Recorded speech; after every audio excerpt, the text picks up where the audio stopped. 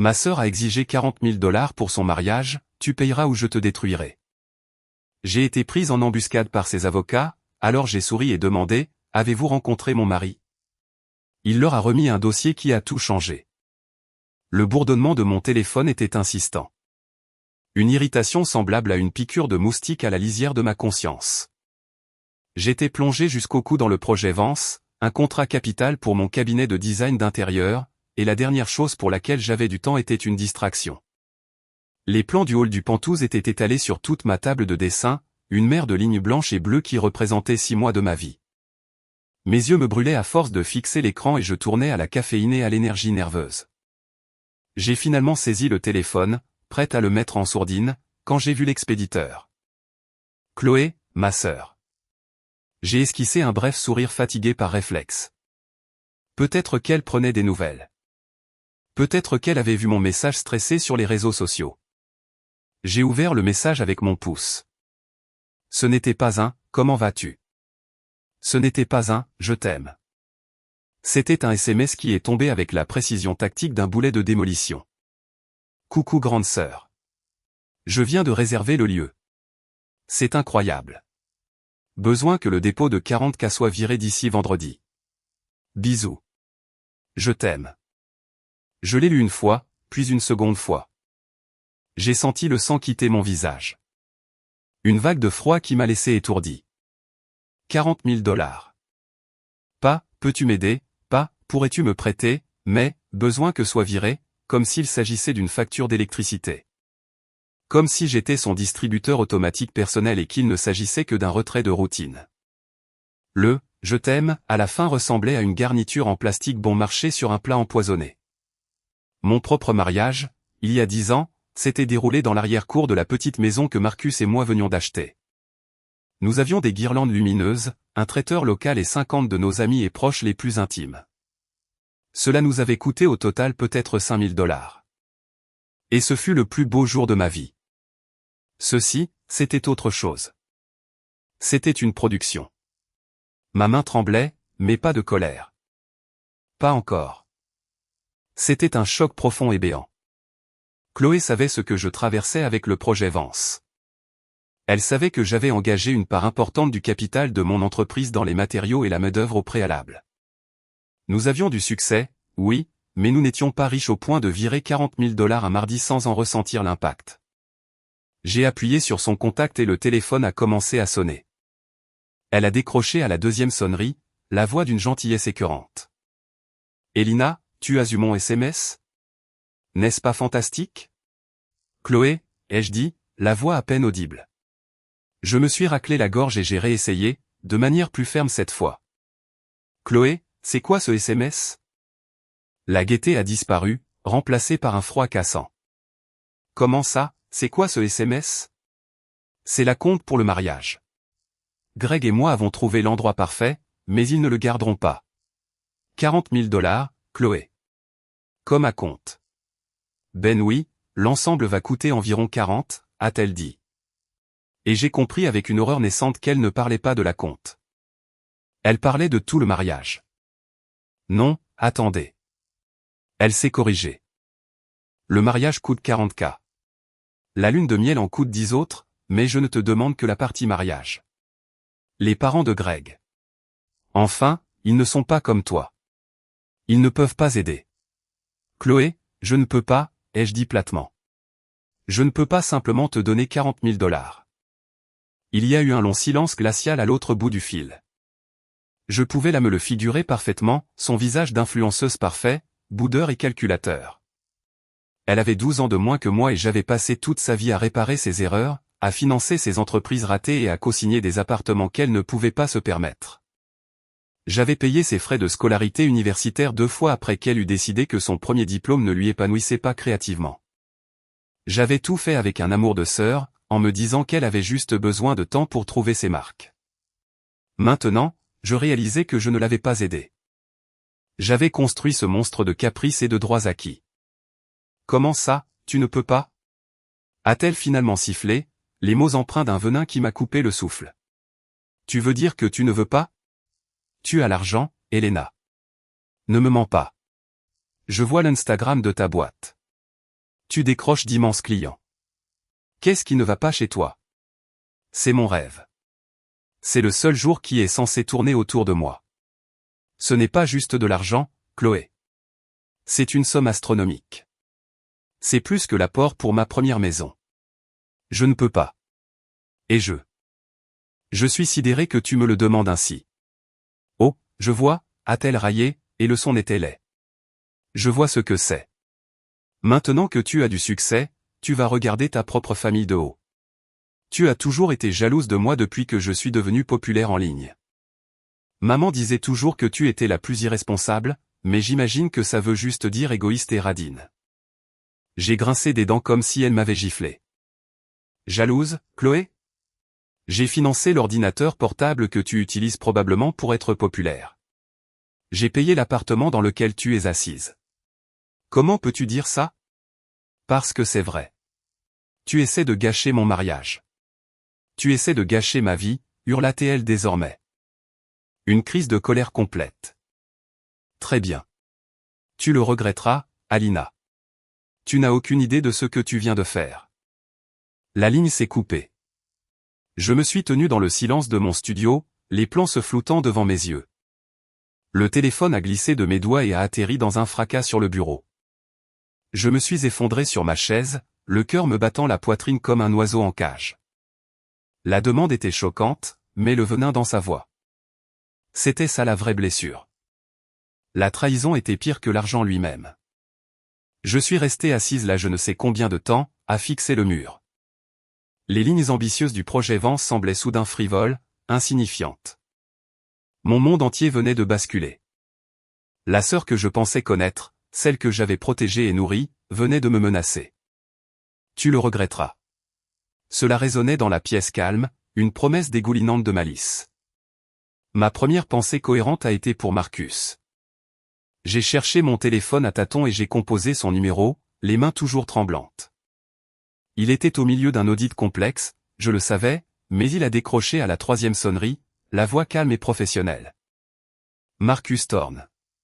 Marcus, ai-je murmuré, et ma voix s'est brisée. Le professionnalisme a disparu. Elina, qu'est-ce qui ne va pas? Tu vas bien? C'est le projet? C'est Chloé, ai-je dit, et les mots sont sortis en cascade.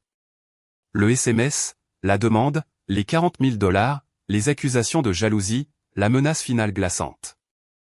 J'ai raconté toute la conversation, me sentant de plus en plus absurde à mesure que je prononçais ces mots à voix haute. Marcus est resté silencieux un long moment après que j'ai fini.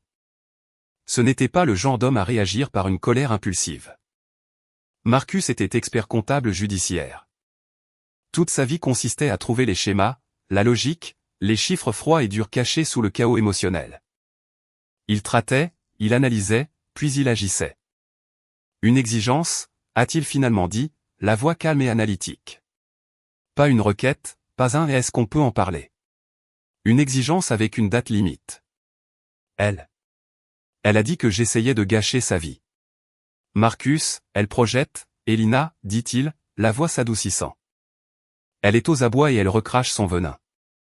Ne réponds pas. Ne lui envoie pas de SMS. Ne l'appelle pas, laisse-la mijoter. On en parlera ce soir quand je rentrerai. Je t'aime. On va régler ça. J'ai raccroché, me sentant un peu moins en chute libre. Il avait raison. Réagir maintenant ne ferait qu'alimenter le drame. J'avais besoin de réfléchir, mais me concentrer sur le travail était impossible. Je relisais sans cesse le SMS, chaque mot étant une nouvelle piqûre. 1 heure plus tard, mon téléphone a sonné à nouveau. Cette fois, ce n'était pas Chloé. C'était Greg, son fiancé. J'ai hésité puis j'ai répondu. Greg avait toujours semblé correct. Un peu insipide peut-être, mais il semblait adorer Chloé. Il occupait un poste de bureau vague et était, d'après ce que je pouvais dire, complètement hypnotisé par son mode de vie d'influenceuse. Salut Alina, a-t-il commencé, la voix gênée. Donc Chloé est vraiment effondrée. Je me doute qu'elle l'est, Greg, ai-je dit, la voix neutre. Écoute, on compte sur toi. Tu sais, tu as toujours été là pour elle. Elle t'admire tellement. Ce mensonge éhonté était presque pire que l'honnêteté de Chloé. Greg, est-ce que Chloé t'a dit qu'elle m'avait exigé 40 000 $ d'ici vendredi? Eh bien, oui, a-t-il bafouillé. Mais tu sais, pour le mariage, c'est pour la famille.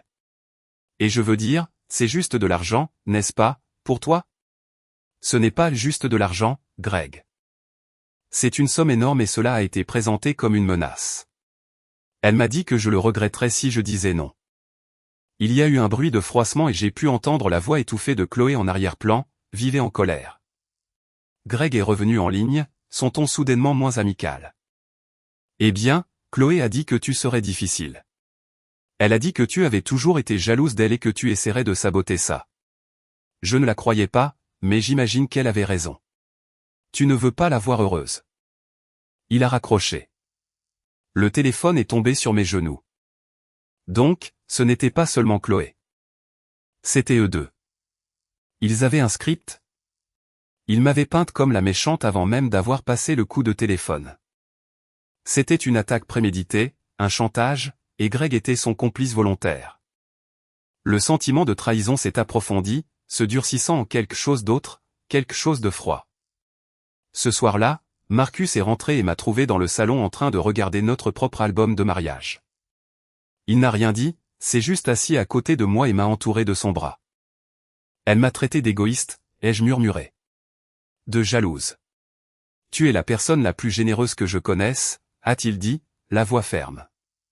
Tu as été généreuse jusqu'à l'excès, Elina. Et il semble qu'ils aient enfin confondu cette générosité avec de la faiblesse. Elle m'a menacé, Marcus. Et Greg l'a soutenu. Il a dit que j'essayais de les saboter. Marcus hoche lentement la tête, son expression pensive. Il tapotait ses doigts sur son genou. Une habitude qu'il avait lorsqu'il était plongé dans ses réflexions. Il ne s'agit pas d'un mariage, Elina. Un acompte de 40 000 $. Ce n'est pas un acompte. C'est un sauvetage. Quelque chose d'autre se trame. Qu'est-ce qu'on fait? Ai-je demandé. Pour l'instant, rien. On attend leur prochain coup. Mais il m'a regardé, ses yeux affûtés. Je pense qu'il est temps que je fasse une petite enquête. Tu as co-signé pour son appartement, n'est-ce pas? Et tu lui as accordé ce prêt pour son entreprise il y a quelques années? Oui, ai-je dit. Un billet à ordre. Je ne l'ai jamais fait valoir, mais j'ai les papiers dans le bureau. Parfait, a-t-il dit. Parfait. Il m'a embrassé sur le front. Ils pensent qu'ils ont affaire à la grande sœur qui cède toujours. Ils vont être très déçus. Je me suis blotti contre lui, une détermination froide s'installant dans ma poitrine. Ils me voyaient comme une banque, un obstacle, une vieille fille jalouse. Mais ils avaient oublié une chose cruciale. Ils avaient oublié qui était mon mari et ce que nous avions construit ensemble. Les jours suivants ont été une leçon magistrale de guerre psychologique. Chloé, réalisant apparemment que sa crise avait échoué, a changé de tactique. Les SMS de colère ont cessé, remplacés par une vague de culpabilité manipulative. D'abord sont venues les photos. Des photos d'elle et moi pendant notre enfance, accompagnées de la légende « Tu te souviens quand nous étions meilleurs amis ?» Puis sont venus les longs courriels décousus envoyés à 3 heures du matin, détaillant à quel point elle était perdue et stressée, comment Greg faisait de son mieux, mais que le monde entier était contre eux, et comment j'étais la seule à avoir le pouvoir de sauver son grand jour. C'était une mise en scène, et pour la première fois de ma vie, j'envoyais les ficelles. Ma générosité avait toujours été mon mode par défaut avec Chloé. Lorsque nos parents sont décédés il y a 5 ans, j'ai naturellement glissé dans un rôle quasi parental. J'avais 41 ans, elle en avait 29. J'étais établi dans ma carrière, marié à Marcus et financièrement stable. Elle était. Eh bien, elle était Chloé. Elle se cherchait.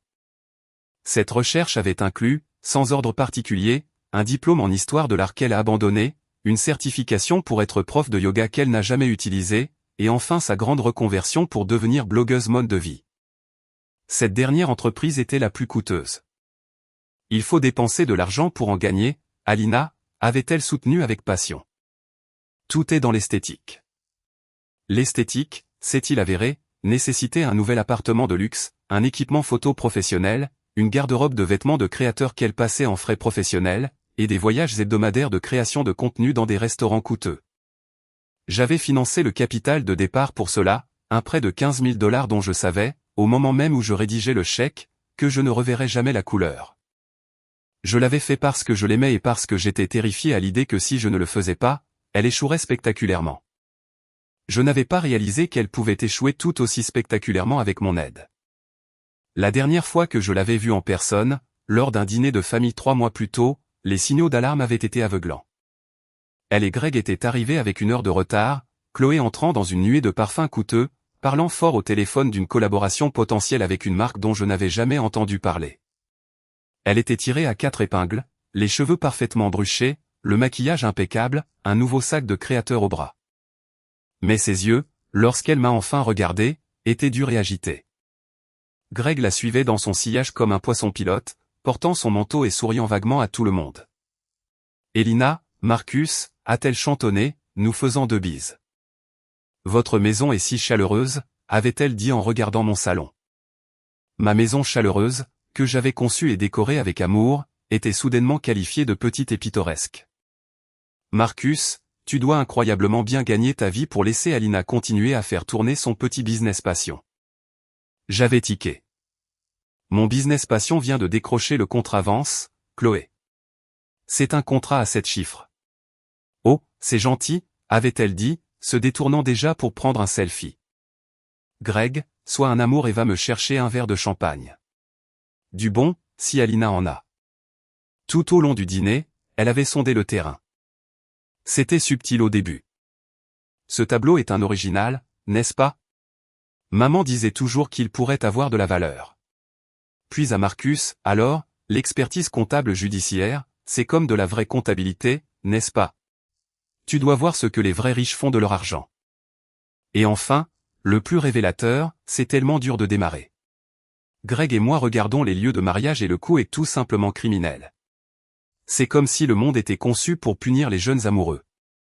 À l'époque, je l'avais balayé comme du narcissisme classique de Chloé.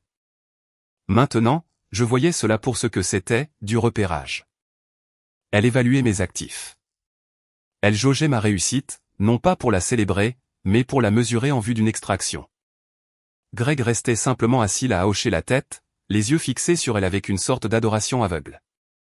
C'était un homme ébloui par son spectacle, et il était prêt à être son second rôle, quel qu'en soit le prix. Désormais, ses SMS devenaient plus suppliants. Je ne sais pas ce que j'ai fait pour que tu me détestes. Je suis tellement déprimé. Je ne peux même pas sortir du lit. Greg essaie de faire des heures supplémentaires. Tout est de ma faute. Je les ai montrés à Marcus. Il les a parcourus du regard, le visage sombre. Elle construit un récit, a-t-il dit en me rendant le téléphone. Elle crée des preuves écrites de son statut de victime pour le moment où elle fera son prochain coup. Ne répond à rien. Quel prochain coup? Ai-je demandé, l'estomac noué. Que peut-elle faire d'autre? Les gens endettés sont prévisibles, Elina, a-t-il dit en se tournant vers son ordinateur portable. Surtout les gens qui se croient tout permis. Quand la culpabilité et la manipulation ne fonctionnent pas, ils passent aux menaces. Sa première tentative n'était qu'une crise de colère. La prochaine sera plus formelle. Formelle comme un procès? L'idée était ridicule. Je doute qu'elle puisse s'offrir un vrai avocat, a dit Marcus. Mais elle connaît peut-être quelqu'un qui peut en avoir l'air. Il est resté silencieux un moment, ses doigts volant sur les touches. Ça y est, j'y suis, a-t-il dit, la voix basse. Où ça? Le portail du conseil de copropriété de son immeuble. En tant que co-signataire, tu es répertorié comme garante financière. Et oh, Elina, tu avais raison. Qu'est-ce qu'il y a? Ils ne planifient pas seulement un mariage. Ils sont en train de se faire expulser. Ils ont 3 mois de retard de loyer.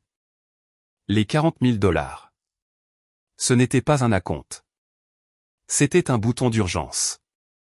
Une colère froide et dure s'est installée en moi, éclipsant la douleur. Ce n'était plus juste une sœur gâtée.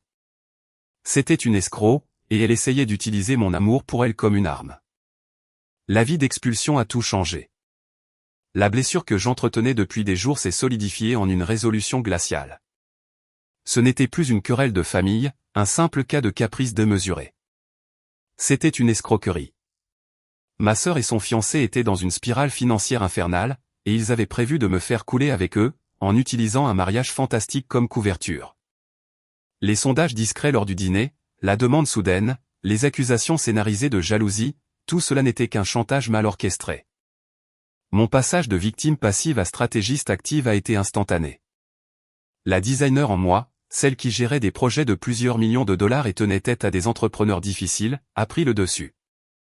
Un problème s'était présenté. J'allais en analyser les éléments et je l'allais le résoudre. Le piège astucieux n'était pas quelque chose que je devais tendre. Il était déjà là, méticuleusement documenté. Mon piège, c'était Marcus lui-même. Alors que j'avais passé ma vie à gérer le monde émotionnel et tangible du design, Marcus vivait dans le monde en noir et blanc des chiffres, où chaque transaction raconte une histoire.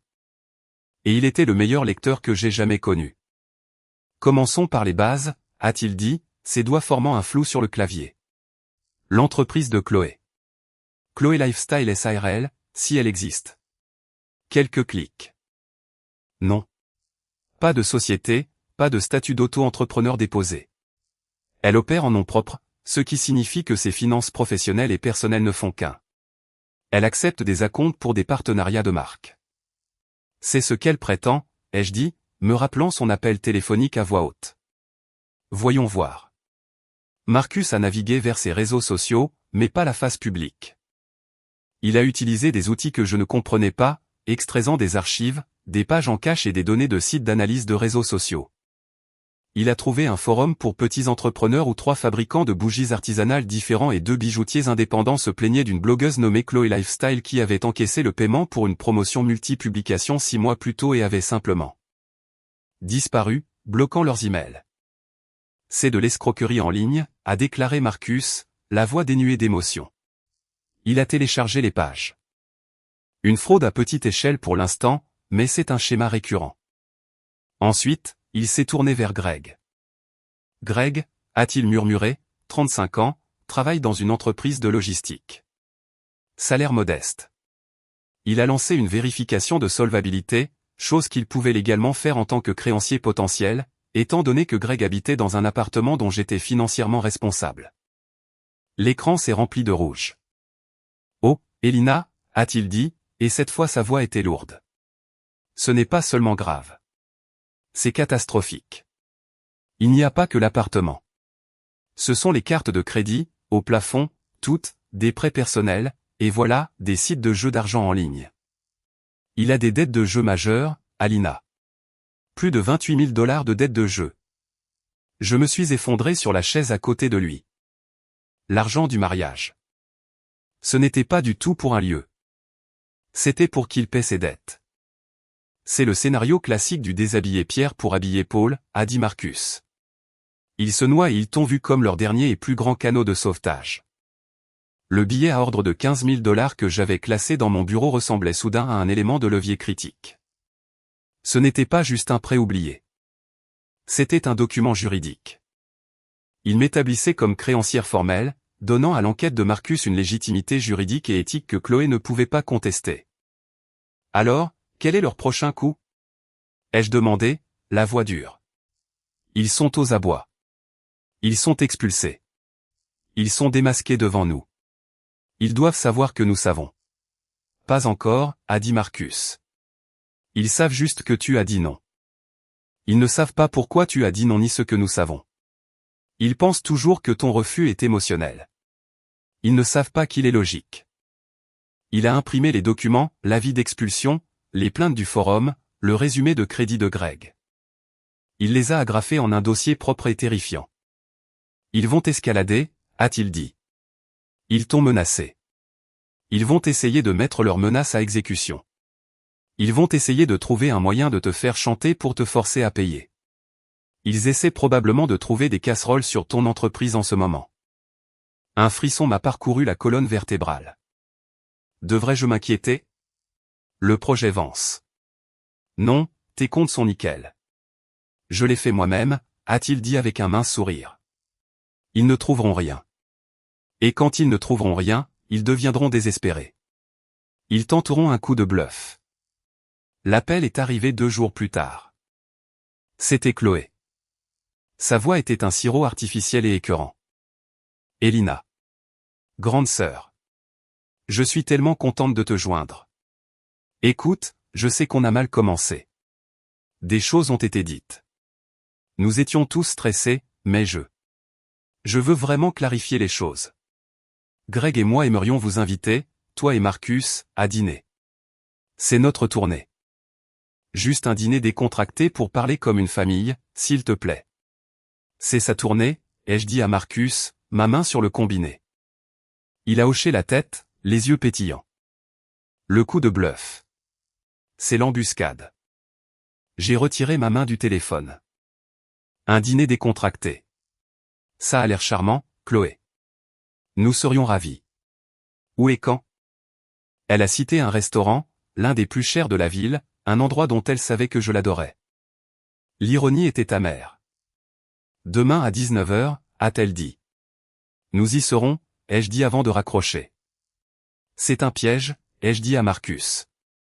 Bien sûr que ça l'est, a-t-il répondu en tapotant le dossier de preuves agrafé sur son bureau.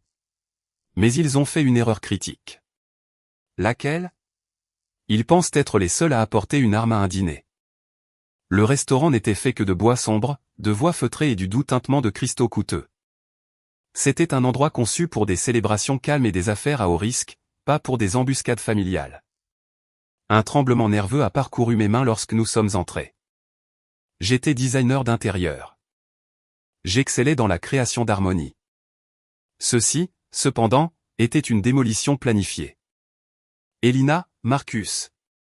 La voix de Chloé, artificiellement joyeuse, a traversé le murmure silencieux du restaurant. Elle et Greg étaient déjà installés dans une grande banquette privée au fond.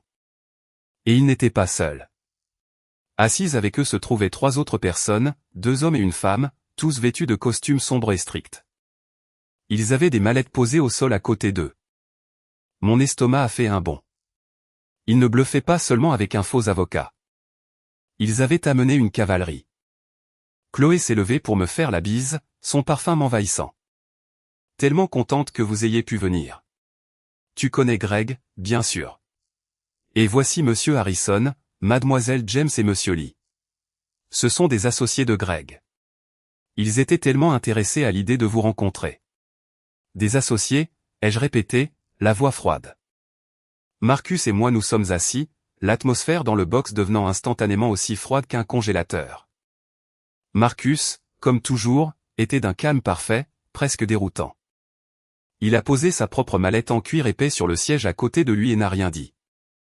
Un serveur est apparu, mais Monsieur Harrison, un homme au sourire plastique et aux yeux prédateurs, l'a éconduit d'un geste de la main. Nous commanderons plus tard.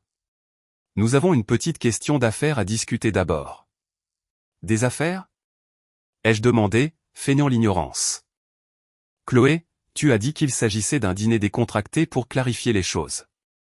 Et nous le ferons, a-t-elle piaillé, ses yeux allant nerveusement de moi à Monsieur Harrison. C'est juste une formalité. Monsieur Harrison a fait glisser un dossier relié et épais sur la table vers moi.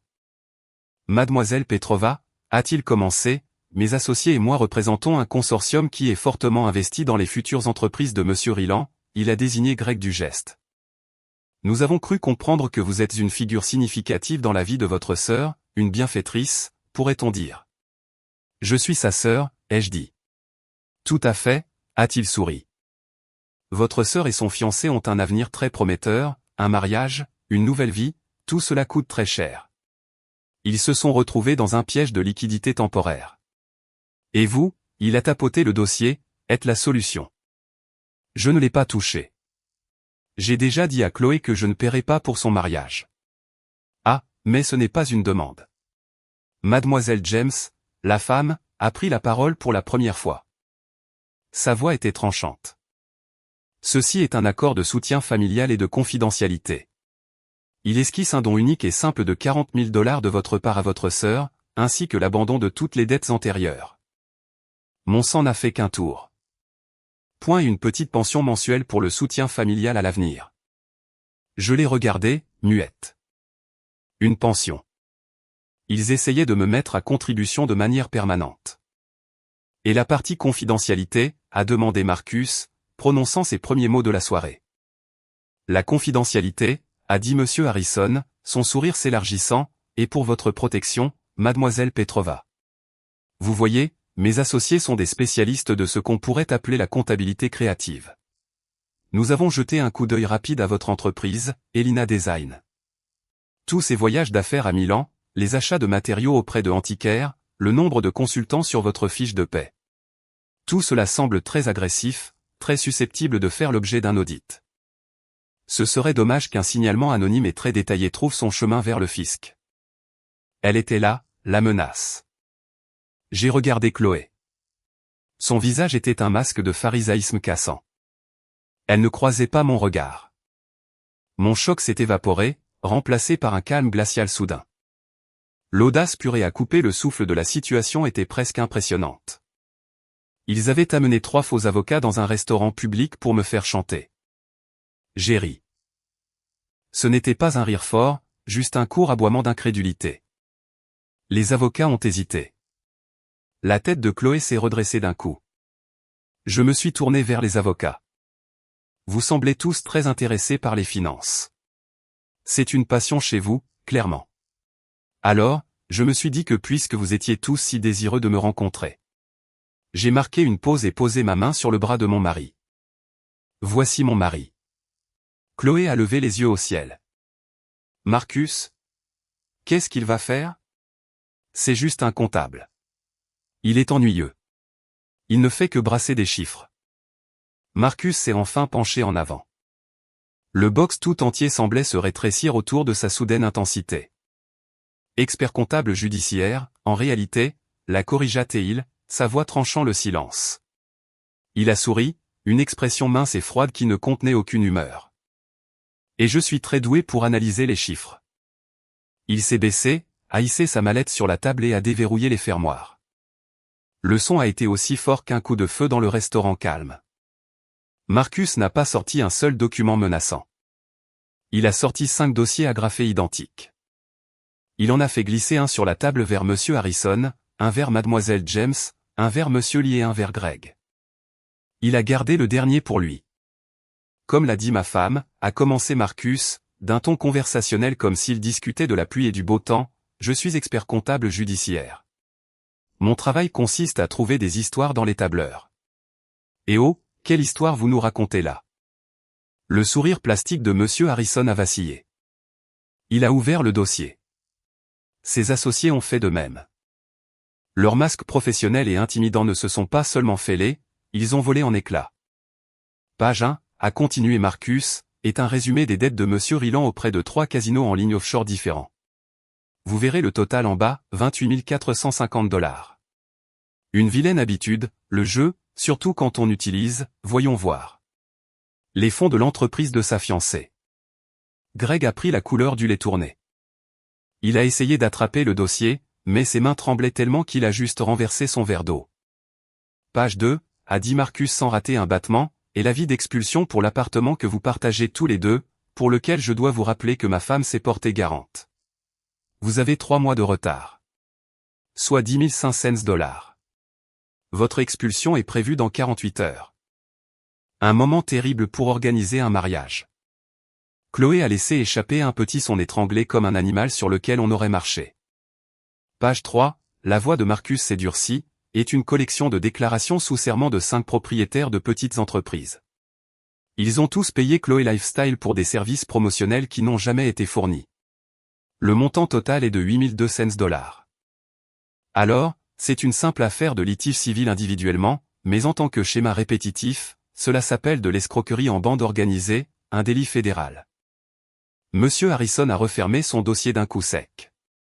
Il s'est levé si vite que sa chaise a failli basculer. Nous avons été mandatés sous de faux prétextes, a-t-il bafouillé, le visage pâle et suant. Vous avez été mandaté, a dit Marcus, sa voix descendant à un murmure glacial, pour participer à un acte de chantage et d'extorsion.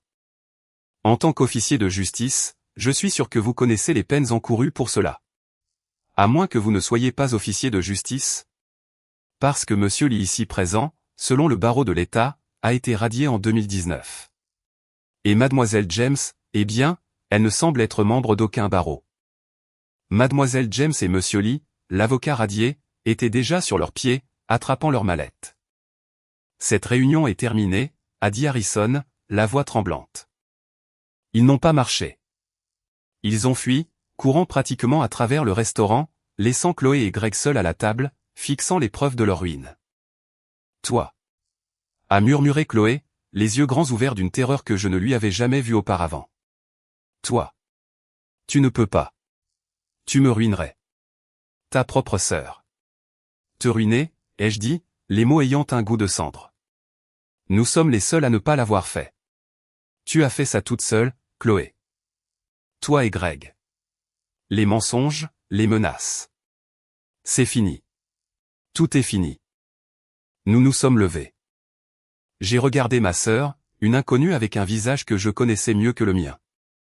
Votre expulsion a lieu dans 2 jours.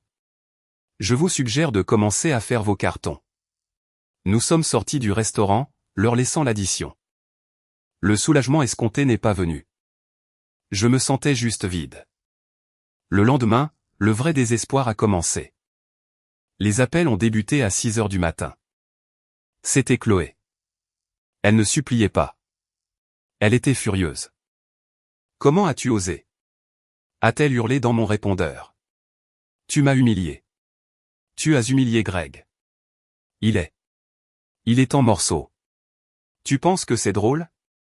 Tu te penses si intelligente avec ton mari expert comptable? Tu as tout gâché. Tu as toujours été jalouse. Ça le prouve. C'est toi qui as fait ça. Les appels tombaient toutes les 15 minutes. Des messages vocaux remplis de larmes, puis de menaces, puis de sanglots, de supplications pour de l'argent, puis à nouveau de menaces. Elle spiralait, défendant toujours son monde fantastique, s'accrochant toujours à Greg comme à sa co-victime.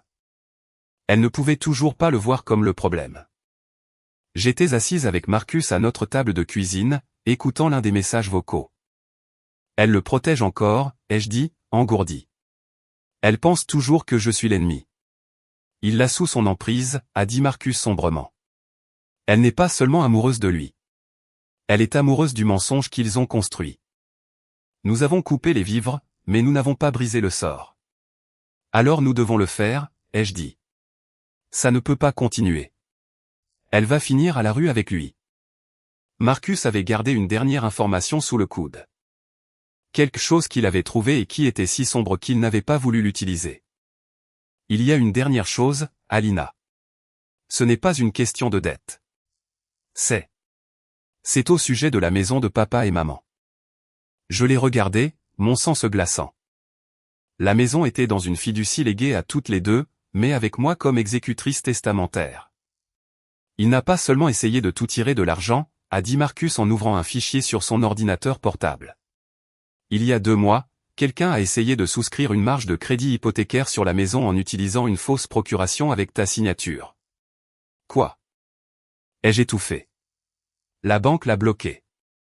Les signatures ne correspondaient pas à leur dossier. Mais la demande a été déposée par G. Rilan. Il a essayé de voler la maison de vos parents, Alina. Il allait utiliser ton héritage pour payer ses dettes de jeu. C'était ça. La preuve finale est irréfutable. J'ai pris mon téléphone. Je n'ai pas appelé Chloé. J'ai attendu qu'elle m'appelle. Elle l'a fait pas 10 minutes plus tard. Dès que j'ai décroché, les hurlements ont commencé. Elina, tu dois nous aider.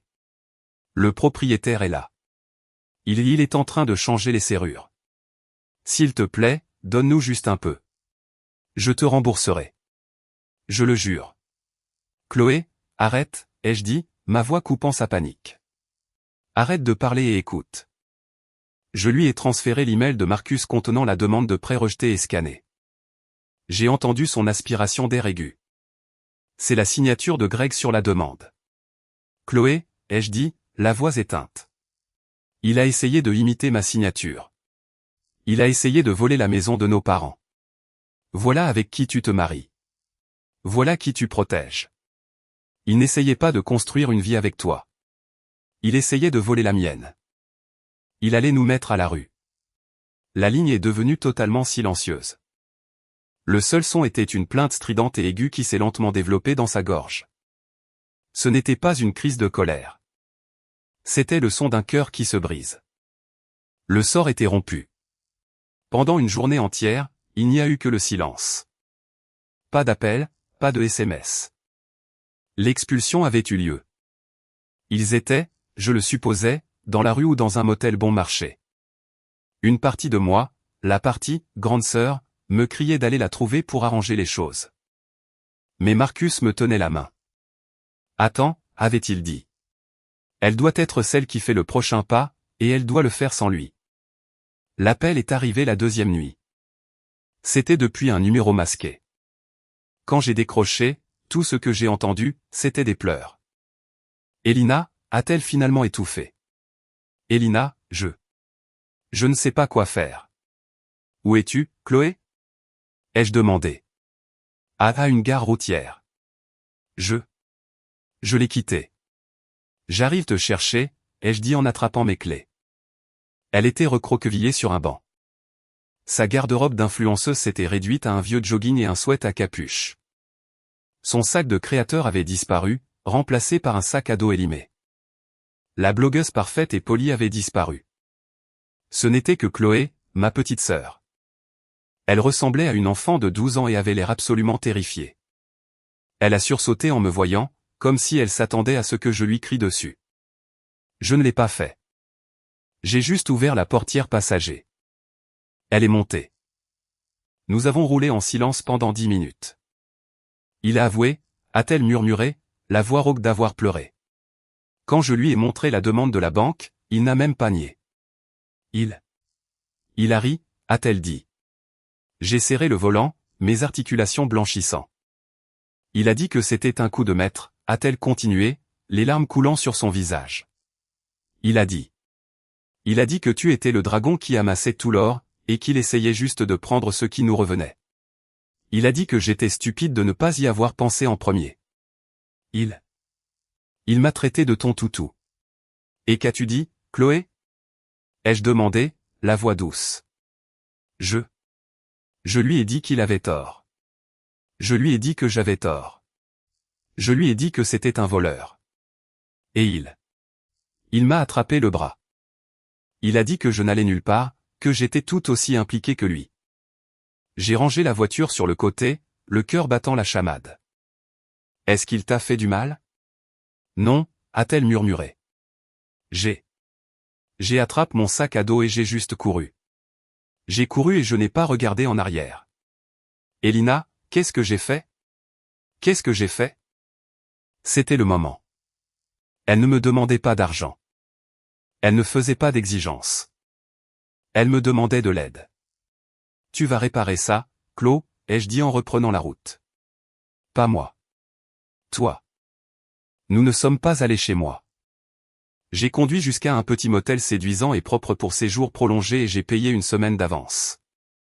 Puis je l'ai emmené dans un restaurant ouvert 24h24.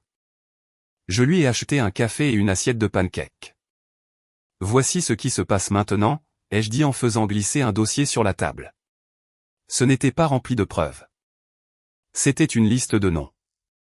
C'est une avocate, une amie de Marcus. Elle est spécialisée dans la restructuration de dettes et la défense des victimes. Ça, c'est une thérapeute. Tu les appelleras toutes les deux demain. Tu trouveras un travail, un vrai. Je m'en fiche si c'est pour plier des serviettes. Elle a hoché la tête, les yeux grands ouverts. Et Greg? A-t-elle murmuré. Nous allons régler le cas de Greg, ai-je dit. L'affrontement n'a pas été un spectacle public. Ce fut quelque chose de beaucoup plus satisfaisant. Le lendemain, après que Chloé eut parlé à l'avocate, nous sommes allés à l'appartement. Greg était là, essayant frénétiquement de vendre les affaires de marque de Chloé sur le trottoir. Il nous a vus et son visage s'est tordu de rage. Chloé, bébé, tu es revenu, a-t-il dit en essayant de la prendre dans ses bras. Chloé, à son honneur, a gardé son calme. Non, Greg. Je suis venu chercher mes affaires et te donner ceci. Elle lui a tendu une feuille de papier. C'était une lettre formelle de mise en demeure rédigée par l'avocate et une ordonnance de protection. Quoi? C'est quoi ça? a-t-il bafouillé. Tu ne peux pas, après tout ce que j'ai fait pour toi. Ce que tu as fait, ai-je dit en faisant un pas en avant, c'est commettre une escroquerie, une tentative de vol qualifié et d'extorsion. Vous ne pouvez rien prouver de tout ça. A-t-il persiflé. Je n'ai pas à le faire, ai-je dit, indiquant une voiture garée de l'autre côté de la rue. Un homme en est sorti. Mais eux pourraient être intéressés. Ce sont les partenaires de Marc à qui toi et Chloé avez pris des acomptes. Ils ont déposé une plainte collective auprès de la police. Et mon mari, le comptable ennuyeux, a déjà envoyé l'intégralité de son dossier sur tes dettes de jeu au fisc. Il a également envoyé le dossier sur ses 3 prétendants avocats au barreau de l'État. Tu es fini. Greg a regardé tour à tour moi, les propriétaires d'entreprises en colère qui marchaient vers lui, et l'ordonnance de protection dans sa main. La combativité s'est vidée de lui, remplacée par une panique pathétique de rat aux abois. Il a attrapé son sac de sport, nous a bousculés et a couru dans la rue. Chloé l'a regardé partir. Elle n'a pas pleuré. Elle a juste regardé. Puis elle s'est retournée, est entrée dans l'appartement dévasté et a commencé à emballer ce qui restait de sa vraie vie dans un carton. La chute de Greg Ryland n'a pas été une explosion spectaculaire. Ce fut un démantèlement calme et systématique. L'ordonnance de protection a été maintenue. Le tribunal des petites créances a tranché contre lui, et les partenaires de Marc ont récupéré leur argent, non pas de lui, mais d'un fonds d'indemnisation des victimes. Ses salaires, tirés du travail ingrat qu'il avait pu trouver, ont été saisis. Les agences de recouvrement des casinos l'ont retrouvé, et le fisc, incité par le dossier détaillé de Marcus, a commencé un contrôle qui allait probablement le hanter pendant une décennie. Il était, comme je l'avais promis, fini. Il a disparu de nos lives complètement. Les 3 foudres du barreau ont fait face à leur propre justice. Monsieur Harrison a été suspendu par le barreau pendant 6 mois pour pratiques anti-éthiques et tentatives de coercition sur client. Mademoiselle James, celle qui n'était pas avocate, a fait face à des poursuites pour exercice illégal de la médecine juridique. Monsieur Lee, l'avocat radié, a reçu une lourde amende. Le réseau professionnel de Marcus était discret, mais il était implacable. Mais la vraie histoire, l'histoire la plus dure, c'était Chloé. Elle n'a pas emménagé chez moi. Je ne l'ai pas proposé et elle n'a pas demandé. La chambre de motel s'est transformée en un petit studio sombre dans un mauvais quartier de la ville. L'avocate que Marcus avait trouvée pour elle a été une bénédiction, l'aidant à se déclarer en faillite personnelle et à consolider les montagnes de dettes qui étaient uniquement à son nom. Et Chloé a trouvé un emploi. Elle a commencé comme employée à la saisie de données dans une entreprise de fourniture médicale. Les heures étaient longues, le travail était assommant et le salaire était au SMIC. Elle, qui avait autrefois dédaigné mon « business passion », se retrouvait désormais dans un box sous des néons blafards. C'était humiliant, et c'était nécessaire. Je ne lui ai pas offert d'argent. J'avais retenu ma leçon. Au lieu de cela, je lui ai offert du temps. Je suis allé visiter son nouvel appartement 3 mois après l'affrontement au restaurant. C'était minuscule, meublé d'occasion, avec l'odeur persistante de nouilles instantanées bon marché. Elle préparait des ramen sur une plaque chauffante. Ce n'est pas grand-chose, a-t-elle dit, la voix basse. Elle avait l'air normale. Ses cheveux étaient attachés en une simple queue de cheval. Ses ongles n'étaient pas peints et elle portait un t-shirt délavé. Elle avait l'air fatiguée, mais pour la première fois depuis des années, elle avait l'air réelle. C'est un début, ai-je dit en m'asseyant à sa petite table pliante bancale. C'est dur, a-t-elle admis, sans croiser mon regard. Je me suis connecté à mon ancien compte Instagram la semaine dernière.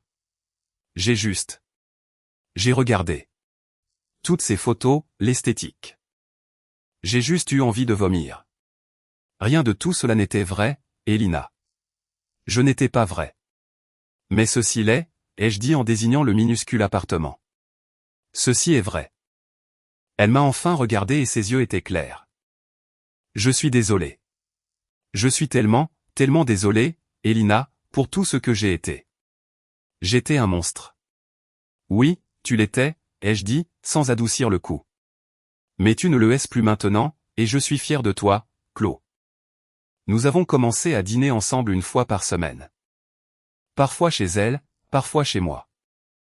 Nous parlions de son travail. Elle y était bonne. Elle était méticuleuse, rapide. 6 mois plus tard, elle a obtenu une promotion en tant qu'assistante administrative. Elle gagnait sa vie, et pour la première fois, elle la respectait. 1 an après le désastreux piège du restaurant, Chloé est venue chez nous pour dîner. Elle a apporté une tarte aux pommes achetée au magasin. Elle et Marcus ont parlé, vraiment parlé, de son nouveau budget, de la petite épargne qu'elle venait d'ouvrir. Plus tard, alors que je la raccompagnais à sa voiture, une vieille berline fiable qu'elle s'était achetée elle-même, elle m'a serré dans ses bras. « Merci, Elena » a-t-elle dit. « De quoi ? De ne pas t'avoir donné 40 000 $? Ai-je demandé, un léger sourire aux lèvres. « Non » a-t-elle dit en se reculant. « Merci d'avoir dit non. Tu m'as sauvé la vie. » Alors qu'elle s'éloignait en voiture, je suis rentré et je me suis posté près de la fenêtre, regardant ses feux arrière disparaître. Marcus est venu derrière moi et a entouré ma taille de ses bras. Le projet Vance avait été un succès retentissant. Mon entreprise était florissante. Mais ceci ressemblait à la vraie victoire. La revanche ne résidait pas dans le fait d'avoir écrasé Greg. Ce n'était même pas d'avoir eu raison. C'était d'avoir récupéré ma sœur. J'ai enfin ressenti un sentiment de paix, profond et vrai, s'installer en moi.